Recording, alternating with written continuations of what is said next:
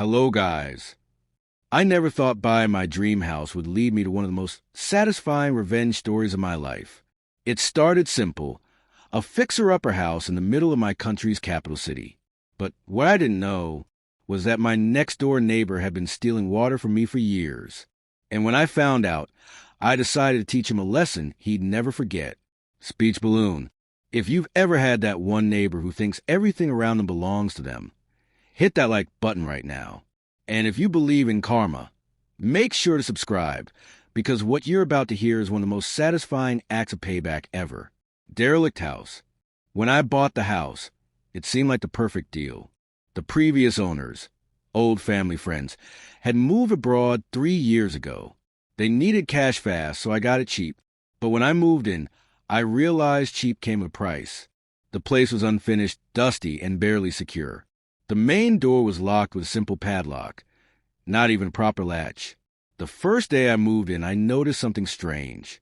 Someone's motorbike was parked in my garage. At first, I thought maybe a visitor got confused, but there was no mistaking it. Someone from a neighborhood had been using my space like it was theirs.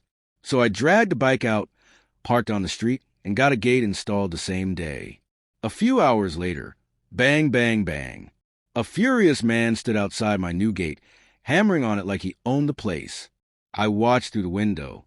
He waited, cursed under his breath, and finally left with his bike.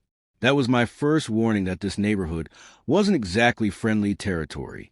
Droplet. For a few weeks, everything was calm. People stopped blocking my gate after I put up a big "No parking" sign.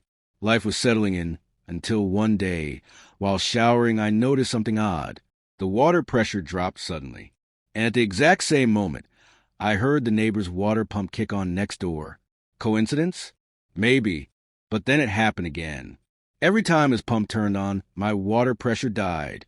My gut told me something was wrong. So I waited. When his pump turned off, I tested my taps again. Full pressure, no problem. When his pump turned on, weak flow, that's when it hit me. He was siphoning water straight from my supply line. Pouting face. I dug through the old bills. Even though the house had been empty for years, the water usage had been suspiciously high. Everyone assumed it was due to small leaks, but no leak could explain those numbers. Somewhere in those 3 years, that greedy old man had literally tapped into my line and was stealing from me. My friends, the old owners, had even warned me. They said, "The old man next door didn't want us to sell. He's bitter and controlling." I shrugged it off then. I'm a 6-foot guy with 3 dogs, not exactly an easy target. But this wasn't about intimidation. This was theft, silent, sneaky, and entitled. The kind of thing people do when they think you'll never find out. Brain the plan. I could have called the police. I could have confronted him directly.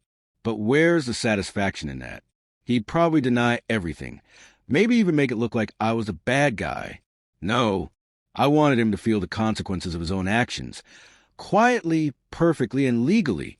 So I waited, and one night, when his water pump flicked on, I made my move. I walked to my main valve and turned off the water. Completely. Now, here's the thing. Water tanks in our country use a ball valve that tells the pump when to stop filling. But if no water is coming in, that valve stays open, and the pump keeps running indefinitely. You can already guess where this is going. That old pump ran itself to death. High voltage to chaos. Around 3 a.m., I woke to a commotion next door, shouting, confusion, panic. I peeked through my window and heard the tenants arguing. Their power was out. Their water was gone. And their landlord, my neighbor, had no idea what was happening. Turns out his old electrical wiring couldn't handle the constant power draw. The pump had fried the fuses, melted wires, and knocked out the system for the whole house. His tenants, furious, started threatening police complaints. And here's the best part. Under our country's law, water and electricity are essential utilities. If a landlord fails to provide them, he can be fined immediately, no court needed. Within 2 days, both tenants left. They filed official complaints, and the police fined him $500. A huge amount here. And since he had to refund both their deposits and pay for rewiring, he lost nearly everything. smiling face with horns. A few days later, he came to my gate. He looked exhausted, eyes sunken, face pale. He asked softly, "Did you turn off your water by any chance?" I smiled. "Oh, yeah." I said casually, "My tank had a leak. Plumber fixed it the next day." He just stood there, silent, staring. Then, without a word, he turned and walked away. I could almost feel the storm raging behind his calm expression. He knew, but there was nothing he could do. Today, that same man has packed up his things and moved in with his daughter. His tenants are gone. His house is empty. And my water pressure? Perfect. Crystal clear. Every drop mine. You know what's funny? Water costs barely $5 a month here. But this wasn't about money. It was about respect. Some people think they can take and take, until someone finally stops them. Sometimes karma doesn't need a court.